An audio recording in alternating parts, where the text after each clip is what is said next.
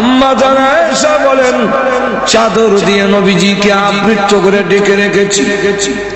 হঠাৎ করে আমি তাকায় দেখি আল্লাহ নবী চাদরের ভিতরে একটা হাত একবার গোটায়, হাতটা আবার লম্বা করেন, পা এভাবে গোটায়, আবার পা লম্বা করেন। যে আমরা খিচুড়ি যে শুরু হয়, সাকাত আরম্ভ হবার সময় দেখবেন এমন কিছু টানা শুরু হয়। আমরা ঘুমো তৈরি লেছে না গেছে।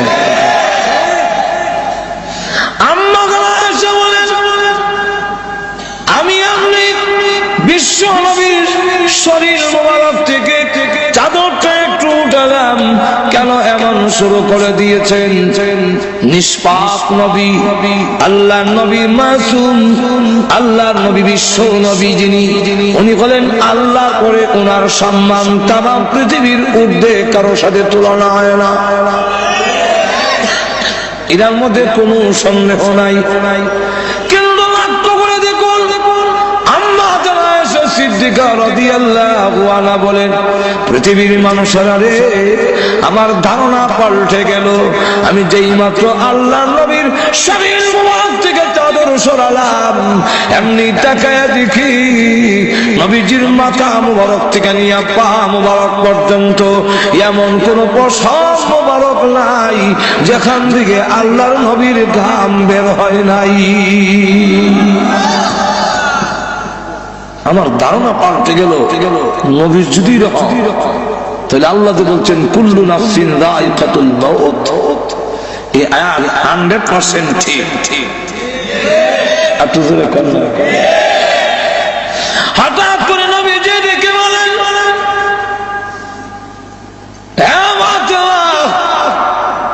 দরজার দিকে তাকে দেখো গো মা, কে যেন সালাম দেয়, বারবার পারমিশন চায়।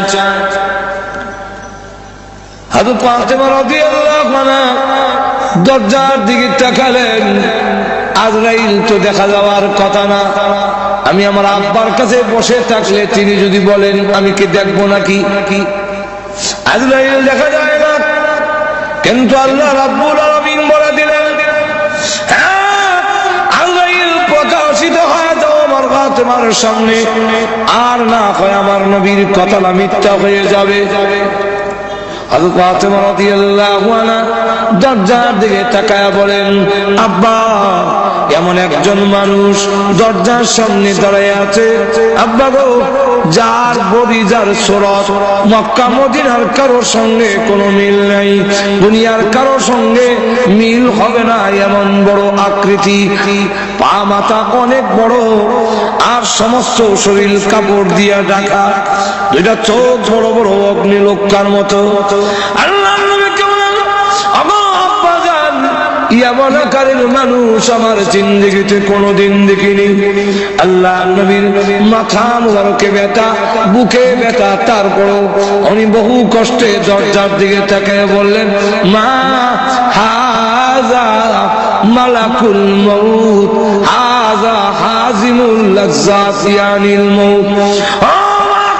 তিনি বলেন আজরাইল মালাকুল মাউত, তিনি বলেন দুনিয়ার সমস্ত স্বাদ কর্তনকারী, যিনি দুনিয়ার সমস্ত স্বাদ মজা কেটে দেয়, সেই আজরাইল গোমা হাজির হয়েছে। হযরত ফাতেমা রাদিয়াল্লাহু আনহা বলেন, ওগো আব্বা জান, এই মুহূর্তে কেন তিনি আসলেন? কয়েক সপ্তাহ ধরে আপনি অসুস্থ, এই মুহূর্তে কেন এসেছেন?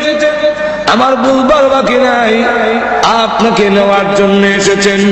না, পারমিশন দিব না, অনুমতি দেওয়া হবে না আপনার এই ঘরে ঢোকার জন্য।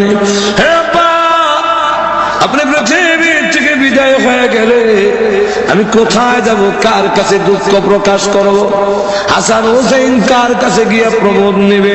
না, পারমিশন দিব না। আল্লাহ নবীকে বলে, ও ফাতেমা, দরজা বন্ধ করে রাখতে পারো, কিন্তু জেনে রাখো আজরাইলকে ফিরায় রাখা সম্ভব নয়। মাগো কারো পারমিশন নেয় না, কারো ঢোকার জন্য আজরাইল অনুমতি নেয় না। এটা আমার সম্মান, এটা আমার মর্যাদা, আমার অনুমতি নিয়ে ঢুকতে চায়। অনুমতি যদি না দাও, সে কিন্তু অনুমতি ছাড়া ঢোকার পারমিশন তাকে আল্লাহ দিয়ে রেখেছেন। সুতরাং পারমিশন দিয়ে দাও, অনুমতি দিয়ে দাও, জানায় দাও আমি বলেছি করে ঢোকার জন্য। আজরাইলকে যখন অনুমতি দেওয়া হলো, তিনি এসে বলেন আসসালাতু ওয়াসসালামু আলাইকা ইয়া রাসূলুল্লাহ, আল্লাহ আমাকে পাঠিয়েছেন, আপনি যদি যেতে চান গো আপনাকে নিয়ে যাব, থাকতে যদি চান আল্লাহ হায়াত বাড়ায়া দিবে, কোনটা করবেন? আল্লাহর নবী বলেন তুমি অপেক্ষা করো, যাবো কি যাব না এখন বলবো না, হাত্তা ইয়াতিয়ানি জিবরাইল, জিবরাইল আমার কাছে আসার আগ পর্যন্ত তুমি অপেক্ষা করো। জিবরাইল আসার পরে আল্লাহর নবীকে বলেন জিবরাইল, আজরাইল বলে আমার নাকি যাওয়ার সময় হয়ে গেছে, তোমার মতামত কি? জিবরাইল আলাইহিস সালাতু ওয়াস সালাম তখন কোরআন শরীফের একটি আয়াত তিনি পড়লেন, ইন্নাকা মাইয়িতুন ওয়া ইন্নাহুম মাইয়িতুন। ওগো নবী, আল্লাহ আগেই বলেছেন আপনিও মরণশীল, তারাও আপনার দুশমনরাও। আমার মা বুঝুনি গেল, কিছু হানা কন্যা কেন? রাসূলকে বলতেছেন ইন্নাকা মাইয়িতুন ওয়া ইন্নাহুম মাইয়িতুন, আপনিও মরণশীল, আপনার দুশমনরাও মরণশীল। আল্লাহর নবী বুঝে গেলেন জিবরাইল ইঙ্গিত দিয়েছে চলে যাওয়ার জন্য। নবীজি কাঁদেন।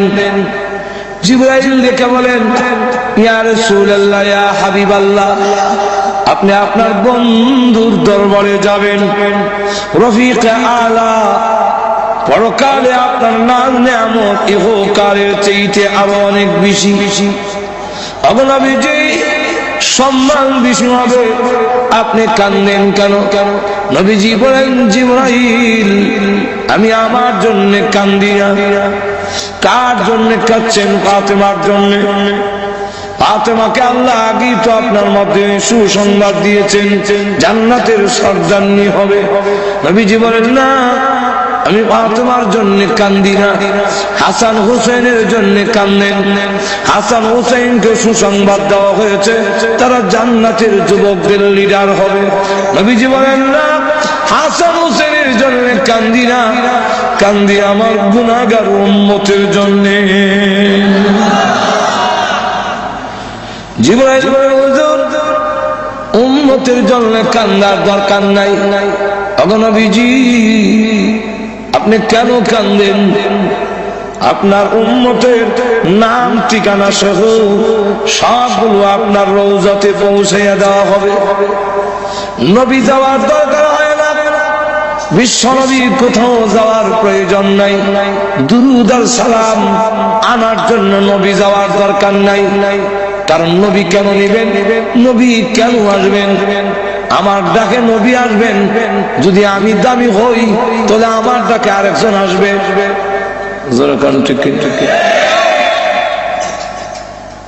হুজুর যদি ডাক দেখে এদিকে আইব, এখন কি আপনারা করবেন হুজুর এদিকে? যার দাম বেশি ওনারা ডাক দেয়া কখন জানাবেন? আপনি আইয়া নেন। আল্লাহ নবীর সম্মান বেশি, নবীকে বলা যায় না নবী আসেন আয়া নেন দরুদ সালাম। গেল একটা। আর একটা হইল আমরা দরুদ আর সালাম পড়ি, এগুলা কি নবীর লাভ না আমাদের লাভ? লাভটা কার? তাহলে দরুদ সালাম পৌঁছানোর ব্যবস্থা তো আমরা না করতাম, লাভ আপনি আর রসুলাই নিত। লক্ষ্য করে দেখুন, আল্লাহ নবী বিশ্ব নবী রাহমাতুল আলামিনকে জিবরাইল আলাইহিস সালাতু ওয়াস সালাম বলতেছেন, ইয়া রাসূলুল্লাহ, ইয়া হাবিবাল্লাহ, আল্লাহর নবী গো কান্নার দরকার নাই, আপনার উম্মতের দুরূদ আর সালাম পৌঁছাইয়া দেওয়া হবে। আমিও আছি, একদম আল্লাহ তৈরি করে রেখেছেন পৃথিবীর যতগুলো মাখলুক আছে। আম্মার ইবনে ইয়াসির থেকে বর্ণিত হাদিস, ওই ফেরেশতার ততটা কান আছে, পৃথিবীর যেই কোনো জায়গায় যেই কোনো লোক যদি দরুদ পড়ে, তার বাবার নাম, দাদার নাম, 14 গোষ্ঠীর নাম সহ ঠিকানা সহ মুহূর্তের মধ্যে আল্লাহর নবীর কাছে পৌঁছাইয়া দেওয়া হয়। নবী নেওয়ার দরকার নাই, নবীজি কাল্লাল্লাহ, আপনার উম্মতের সংবাদ আপনি পেয়ে যাবেন। এটাও তো আল্লাহ আগে আপনাকে জানিয়ে দিয়েছেন। নবীজি ডাক দেওয়ার জিবরাইল, উম্মতের সংবাদ পাবো কি পাবো না, এই জন্য কান্দিনা জিবরাইল। সন্তান যদি ইংল্যান্ড থাকে আর ভালো অবস্থানে থাকে, তাহলে সংবাদ না পাইল মা বাবার মনটা কিছু হইল শান্তি থাকে। ছেলে খোঁজ খবর নেয় না, কিন্তু অন্যের মারফতে জানতে পারে ইংল্যান্ড লন্ডনের মধ্যে তার ছেলে খুব ভালো পজিশনে আছে, সম্মানে আছে, কিছু হইলেও শান্তি পায়। আমার না দেখ, আমার ছেলে তো ভালো আছে। সংবাদ যদি নাও পাই, আমার উম্মত যদি এই পৃথিবীতে ভালো অবস্থানে থাকে, তাহলে আমার তো সংবাদ পাওয়ার দরকার নাই। এটা আমার বিষয় নয়। আমি কেন কান্দি? এতদিন পর্যন্ত আল্লাহ আমাকে আয়াত নাযিল করে জানায়া দিয়েছিলেন, মা কানাল্লাহু লিয়ুযিবাহুম ওয়া আনতা ফীহিম। ওগো নবীজি, আপনি যেখানে আছেন এদেরকে আমি আল্লাহ গজব দিব না, আমি আযাব দিয়ে শেষ করব না, যেহেতু আপনি এখানে আছেন। ও জিবরাইল, আমি রাসূল যখন পৃথিবী থেকে বিদায় হয়ে যাব, তখন আমার উম্মতের জিম্মাদার কে হবে? তাম পৃথিবীর উম্মতে মুহাম্মদী যদি একসাথে আল্লাহ গজব দিয়ে শেষ করে ফেলে, আমার উম্মতের দায়িত্ব কে নেবে? কে এই দায়িত্ব গ্রহণ করবে? এমনি আল্লাহ ডাক দেয়া বলেন, ও জিবরাইল, আমার বন্ধুকে বলো চোখের পানি মুছে ফেলার জন্য। আর কাঁদতে হবে না, আর কাঁদতে হবে না। এখন থেকে আনা কাবিলুম মিনহুম, আমি স্বয়ং আল্লাহ তার উম্মতের জিম্মাদার হয়ে গেলাম।